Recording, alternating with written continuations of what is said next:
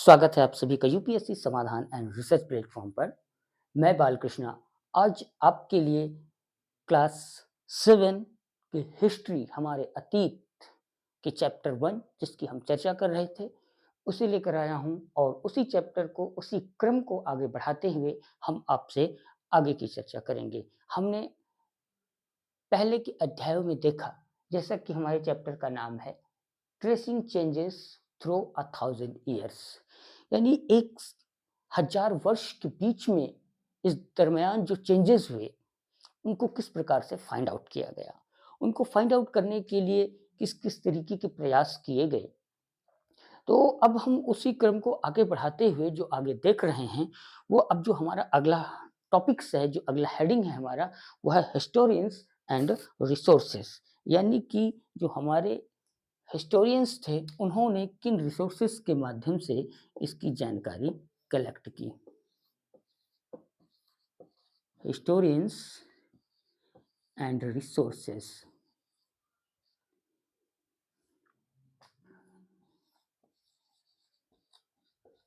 Resources, historians and resources, यानी उनके जो सोर्स थे वो सोर्स क्या थे। तो जब हम देखते हैं कि 700 से 1000 700 से और सॉरी एक 700 से 700 1750 ईस्वी, यानी कि ये जो 1000 वर्ष हमारा है, जब इस बीच की हम जानकारी निकालने के लिए जो हम प्रयास करते हैं, जो हमारे इतिहासकारों ने प्रयास किया, उनका तरीका क्या था, किन माध्यमों से उन्होंने इस जानकारी को इकट्ठा किया। हालांकि 1000 वर्ष एक इतना लंबा समय हो जाता है कि उनके रिकॉर्ड को कलेक्ट कर पाना, उनकी बिल्कुल तथ्यात्मक उसी रूप में जानकारी को प्रेज़ेंट कर पाना, जिस रूप में वो वास्तव में रही हों, यह बहुत ही मुश्किल काम होता है।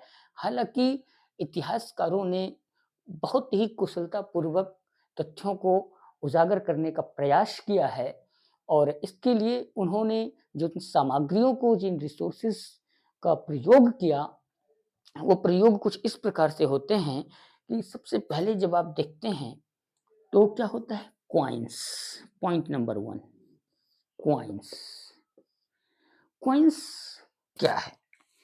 कॉइन्स यानी कि सिक्के। तो जब हम सिक्कों पर चर्चा करते हैं तो सिक्के हमारे लिए महत्वपूर्ण क्यों हो जाते हैं, एक ऐतिहासिक साक्ष्य के रूप में, एक रिसोर्स के रूप में, क्योंकि समय समय पर शासकों का बदलाव हुआ। शक आए, कुषाण आए,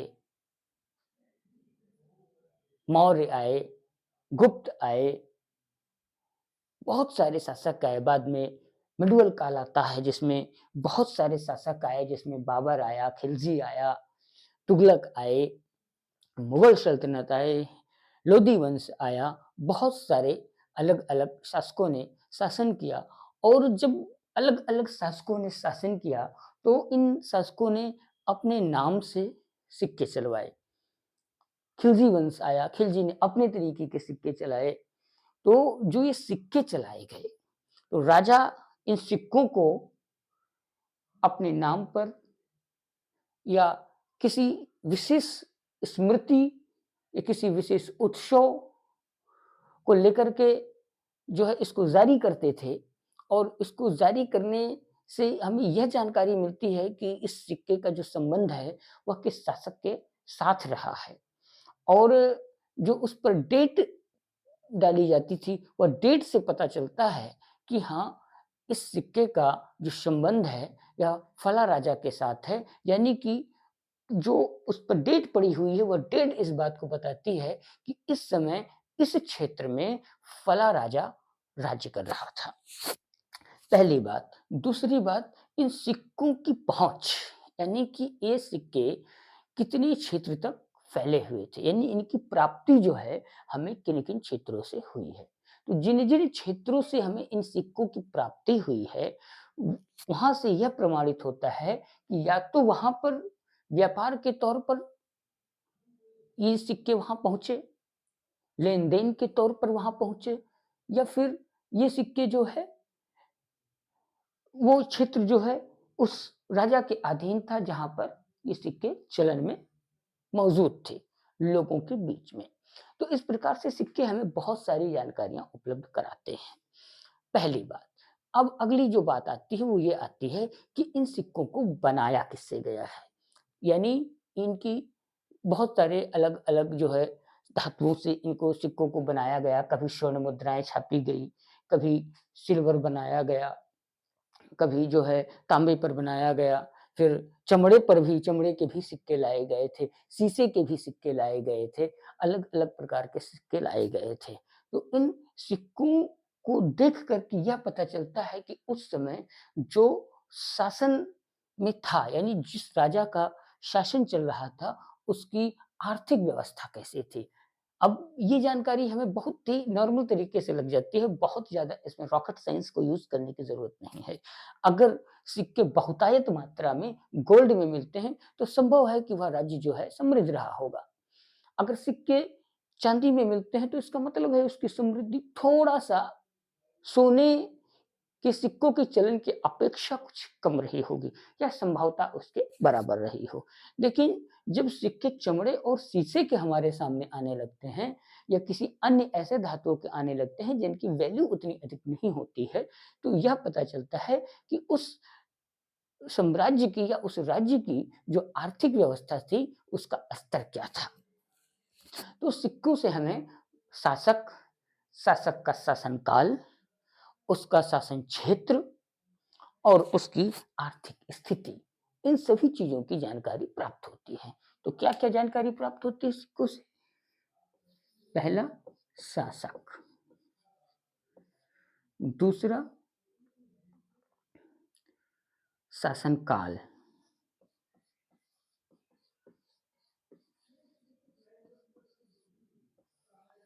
शासनकाल, तीसरा शासन क्षेत्र,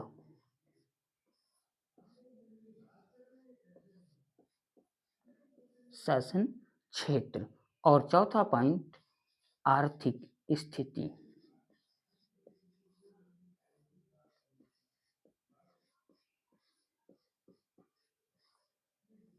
आर्थिक स्थिति। इन 4 तथ्यों की पुष्टि हमें होती है एक सिक्के से। चौथा पॉइंट सॉरी 5वां पॉइंट ये आता है कला, यानी कि सिक्कों की बनावट कैसी है। अगर सिक्कों को की फिनिशिंग अच्छी है, अट्रैक्टिव है, तो इसका मतलब है कि उस समय की जो टेक्नोलॉजी थी, वह उत्तम किस्म की थी। यानी कि टेक्नोलॉजी, प्रौद्योगिकी,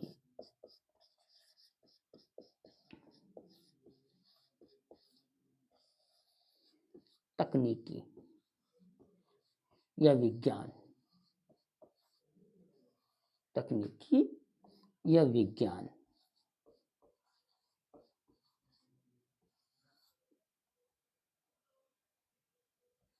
तकनीकी या विज्ञान। यानी शासक कौन था, उसका शासनकाल कब से कब तक रहा, उसके शासन का क्षेत्र कहाँ तक रहा, उसकी आर्थिक स्थिति उस साम्राज्य की कैसी रही और सिक्कों की बनावट को देख करके, यानी अगर वो टेढ़े-मेढ़े उटपटांग डिजाइन के सिक्के हैं, तो इसका मतलब है कि उनको ज्यों का त्यों एक बड़ी प्लेट से स्टैंप लगा करके काट लिया गया। अगर उनको एक सुंदर गोल आकृति, सर्कल आकृति प्रदान की गई है, उसके ऊपर जो प्रिंटिंग है वह भी अच्छी है, देखने में अट्रैक्टिव है। इसका मतलब है कि जो उस समय की प्रौद्योगिकी थी, जो तकनीकी थी या जो विज्ञान था, जो टकसाल था, मुद्रा छापने का जो विज्ञान था, जो कला थी, जिन मशीनों का प्रयोग या जिन भी विधाओं से सिक्कों को बनाया जाता था, वह अपने आप में उत्तम रहा होगा। तो इस प्रकार से ये 5 जानकारियाँ हमें इन सिक्कों के माध्यम से प्राप्त होती हैं। अगली बात, सिक्कों के साथ-साथ जो दूसरा पॉइंट आता है जिससे हमें जानकारी प्राप्त होती है और जिसका प्रयोग हिस्टोरियंस ने किया, वो क्या होते हैं? इंस्क्रिप्शंस।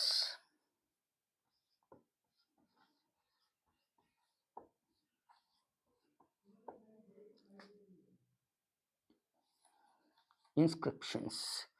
इंस्क्रिप्शंस क्या होते हैं, जिनको हम लेख कहते हैं? वो लेख कई प्रकार के होते हैं, जिनमें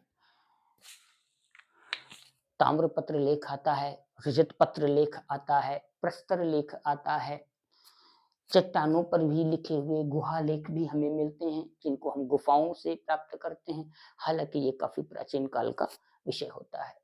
अब इंस्क्रिप्शन से जो हमें जानकारियां प्राप्त होती हैं, उस इंस्क्रिप्शन से हमें पता चलता है कि उस समय की शिक्षा व्यवस्था क्या थी।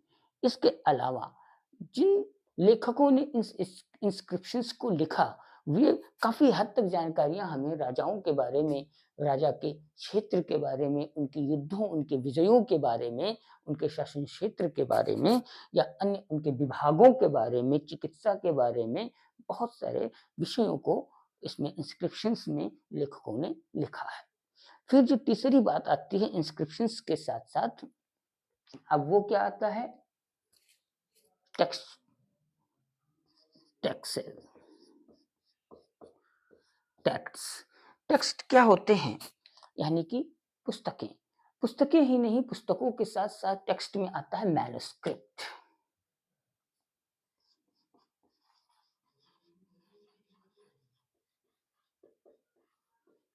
मैन्युस्क्रिप्ट्स। अब जब हम मैन्युस्क्रिप्ट्स की बात करते हैं या टेक्स्ट की बात करते हैं, तो टेक्स्ट में कई तरीके की पुस्तकें हमारे सामने आती हैं। टेक्स्ट में जो पुस्तकें आती हैं, उसमें क्रोनोलॉजिकल्स या क्रॉनिकल्स बहुत सारे लिखे गए हैं, जिसको जियाउद्दीन बर्नी ने 1356 में लिखा। 1356 में, ये आप नोट कर लीजिए, 1356 में जियाउद्दीन बर्नी ने अपना 1356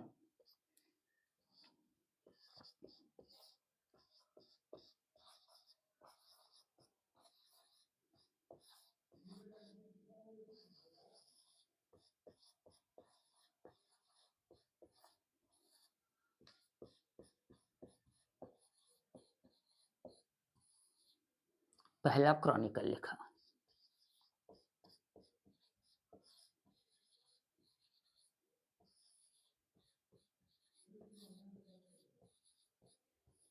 पहला क्रॉनिकल लिखा जियाउद्दीन बर्नी ने 1356 में, यानी कि 14वीं शताब्दी में, 14th सेंचुरी। अब दो तरीके से इसको मेंशन कर सकते हैं।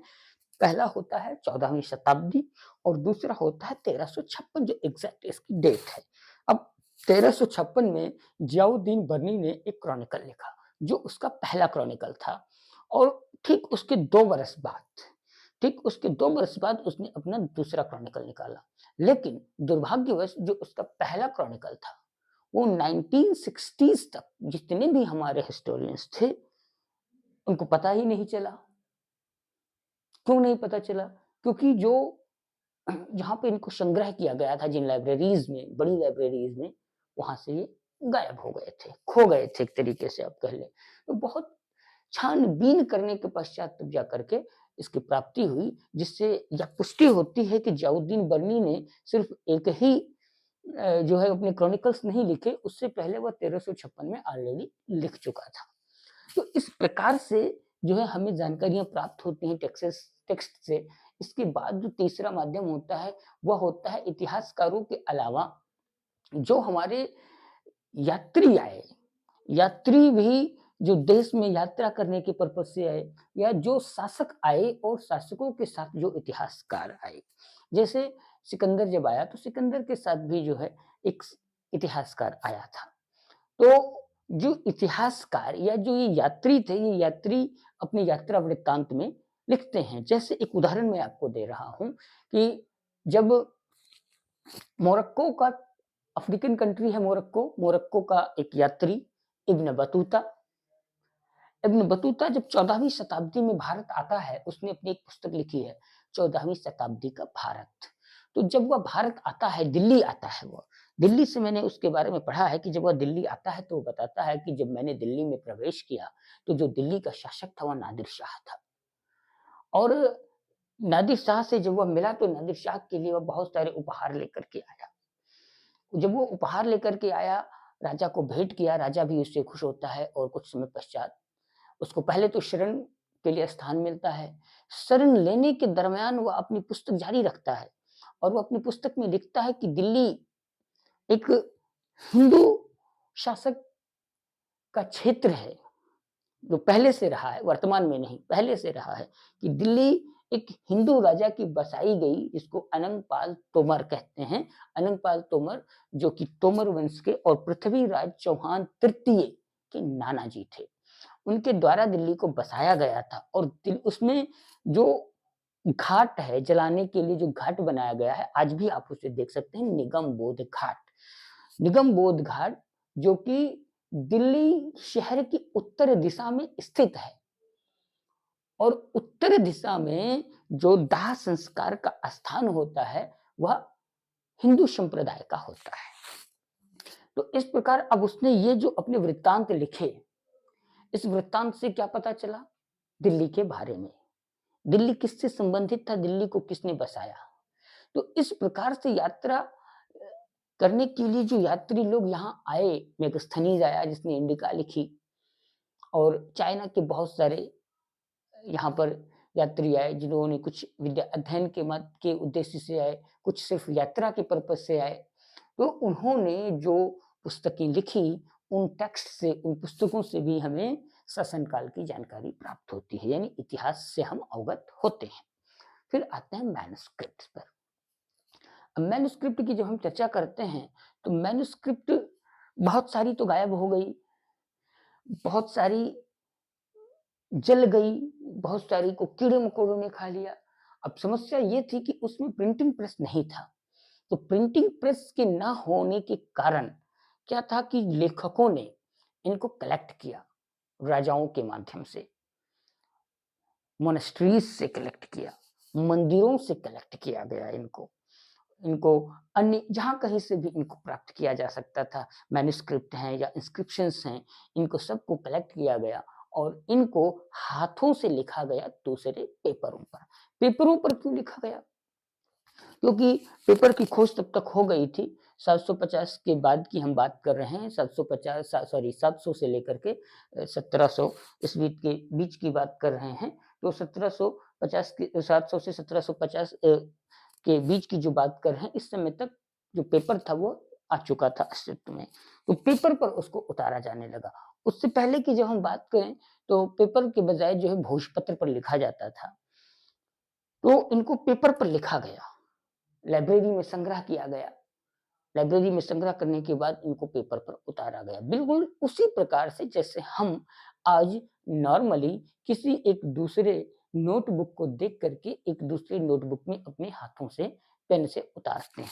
समटाइम कभी-कभी ऐसा भी हो जाता है कि जब हमने जिसकी नोटबुक से हम उसको उतार रहे होते हैं, कुछ ऐसे वर्ड्स हैं जो समझ में नहीं आ रहे हैं, लिखावट नहीं समझ में आ रही है, तो उसमें गलतियाँ भी हो जाती हैं। इससे इफ़ेक्ट क्या होता है और हुआ क्या? इस प्रकार से बहुत सारे मिस्टेक्स हुए, जिसमें गेस करके हमारे हिस्टोरियंस ने मैन्युस्क्रिप्ट से सेम उसका एक दूसरा वर्ज़न बनाया, एक वर्ज़न से दूसरा वर्ज़न बनाया गया।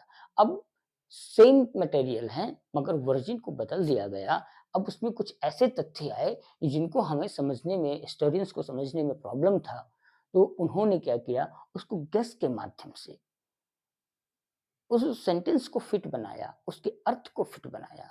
हालाँकि वे कितना तथ्यपूर्ण है, यह बात निर्भर करता है। तो ये जो उन्होंने कलेक्शन किया, इसमें क्या हुआ कि बहुत सारी गलतियाँ भी हुई और ये स्वाभाविक भी है। जब आप किसी दूसरे के कहते हैं कि एक छोटी-सी बात एक व्यक्ति बोलता है, वह 10 लोगों के तक पहुँचते उसमें इतने चेंजेज़ हो जाते हैं कि जब वो आखिरी 10वें व्यक्ति तक वह बात पहुँचती है, तब तक उसकी रूपरेखा बिगड़ जाती है। तो बिल्कुल इसी प्रकार से यहाँ पर सोर्सेज़ में भी हुआ, क्योंकि ये एक कठिन कार्य था, एक चैलेंजेस था। यहाँ आप छोटे से कागज़ को आपको दे दिया जाए कि आप अपने पास रखिए, हम आपसे 2 महीना, 6 महीना बाद लेंगे, आप उसे सँभाल कर के नहीं रख पाते हैं। और यह तो अलग-अलग क्षेत्रों से संबंधित डाटा कलेक्शन था, तो इतना आसान कार्य नहीं था हिस्टोरियंस के लिए। मगर टेक्नोलॉजीज़ डेवलप हुई। अब प्रॉब्लम्स क्या आए? प्रॉब्लम्स ये आई कि जब 700 से लेकर के 1750, यानी कि ये जो 1000 वर्षों के बीच में जो बदलाव हुए, क्योंकि समाज बहुत ही तेजी से बदल रहा था, शासन काल बदल रहा था, शासक बदल रहा था, टेक्नोलॉजीज बदल रही थी, खाने-पीने की चीज़ों में बदलाव हो रहे थे, धर्म और परंपराओं में परिवर्तन हो रहे थे, बहुत सारी चीज़ें परिवर्तित हो रही थी। तो इनके कालक्रम को किस प्रकार से फाइंड आउट किया जाए? तो इनके कालक्रम को फाइंड आउट करने के लिए हिस्टोरियंस ने जो अपना प्रयास किया वो वास्तव में उनके लिए एक थैंकफुल बनता है हमारी तरफ से, क्योंकि आज जिन हम इतिहास की जानकारी प्राप्त कर रहे हैं, बहुत ही आसानी से किताब खोला या इंटरनेट पर एक क्लिक किया और वह जानकारी हमारे सामने उपलब्ध हो जाती है। लेकिन क्या आपने कभी सोचा है कि इसको इतना आसान बनाने के लिए कितना कठिन प्रयास किया गया है? और बहुत कठिन प्रयास के बाद जाकर के आज ये डाटा हमारे सामने आया है। तो अब हम जो आगे चर्चा कर रहे हैं, जो चेंजेस हुए, जैसे चेंजेस क्या हुए? खाद्यान्न का परिवर्तन। जैसे अगर हम बात करें, बहुत सारे लोग नहीं जानते होंगे, आलू जो भारत में बहुत पॉपुलर है, बड़े चाव से लोग खाते हैं, विशेष करके बच्चे आलू की सब्जी बहुत पसंद करते हैं। आलू आपको पता है ये भारत की फसल नहीं है, यह भारत में अफ्रीका से आया। मिर्ची भारत की फसल नहीं है, बाहर से आई। तो इस प्रकार से बहुत सारी चीज़ों का भारत में आना हुआ, बहुत सारी परंपराओं का आना हुआ। जैसे पर्शियन जब शासन कर रहे थे, तो उनकी जो वॉर टेक्नोलॉजी थी, उसमें चेंजेस आए, वॉर टेक्नोलॉजीज़ में चेंजेस आए। तो खानों का मैनेजमेंट डेवलप हुआ, सिक्कों की ढलाई की प्रक्रिया बदली, नए रीजन पैदा हुए। जैसे कि भारत में मुख्य रूप से, जैसा कि हर कोई जानता है, हिंदू रिलीजन था, सनातन धर्म था। आज बहुत सारे धर्म हैं, जैसे इस्लाम है, सिख भी है। अब सिख धर्म के अस्तित्व में आने के पीछे के क्या कारण थे, ये एक नया परिवर्तन। फिर बौद्ध है, जैन है। क्यों आखिर बौद्ध धर्म का पदार्पण हुआ? क्यों जैन धर्म का पदार्पण हुआ? ये एक विषय बनता है जानने का। आखिर जब एक धर्म चल रहा है, एक समुदाय चल रहा है, तो फिर दूसरे के आने के पीछे का क्या उद्देश्य है? ये क्यों आया? कब आया? और वो जब अस्तित्व में आया, तो अपने साथ वह क्या लेकर के आया? क्या उसने मानव समाज को दिया? और उसका इम्पैक्ट क्या हुआ समाज के ऊपर? ये सभी तथ्य गंभीर तथ्य हैं, इनको समझना चाहिए। तो इस प्रकार से हमारे इतिहासकारों ने एक बहुत बड़ी सफलता हासिल की, अपने उन खोए हुए धरोहरों को कलेक्ट करने में, उनको हमारे सामने प्रस्तुत करने में। हम उनके लिए बहुत-बहुत थैंकफुल हैं, और आपको भी थैंकफुल होना चाहिए, जिस इतिहास को आज आप 2 पन्नों को पलट करके पढ़ लेते हैं, इंटरनेट पर एक क्लिक से जान लेते हैं, यह कितना कठिन परिश्रम के बाद हमें प्राप्त हुआ है। और हम आज अपने धरोहर को जान करके प्राउड फील कर रहे होते हैं। तो फिलहाल आशा है मुझे आप सभी लोगों को ये क्लास समझ में आई होगी, और उम्मीद करता हूँ कि अगर आपको कहीं कोई प्रॉब्लम है, तो आप मुझसे बेझिझक संपर्क करेंगे। इन तथ्यों को, इस टॉपिक को यहीं पर ख़त्म करते हुए मैं आपसे विराम लूँगा, मगर ये चैप्टर अभी नहीं ख़त्म हुआ है। अभी इस चैप्टर में हमें बहुत कुछ नया पढ़ना है, जैसे नए रिलीजन की, जैसे मैंने अभी एक शॉर्टकट में आपसे बात की, नए धर्म आए, नई परंपराएँ आई, नए थॉट्स पैदा हुए, नई विचारधाराओं ने जन्म लिया। तो ये सब क्यों हुए? ये भी जानना आवश्यक होता है। समाज में जब क्रांति होती है, परिवर्तन होता है। देखिए, परिवर्तन तो एक प्रकृति का नियम है, जिसको हम बदल नहीं सकते हैं। मगर उन परिवर्तनों के पीछे का जो कारण है, और उसका भविष्य और वर्तमान में क्या इम्पैक्ट हो रहा है, यह जानना बहुत आवश्यक होता है। तो इसलिए अब इस विषय को, इस टॉपिक को यहीं पर समाप्त करते हुए, और कल अगली नई क्लास में नए टॉपिक के साथ इस चैप्टर को आगे बढ़ाते हुए हम आपसे फिर से मिलेंगे। तब तक के लिए आप मस्त रहें, व्यस्त रहें, और अपनी स्टडी जारी रखें। जय हिंद दोस्तों।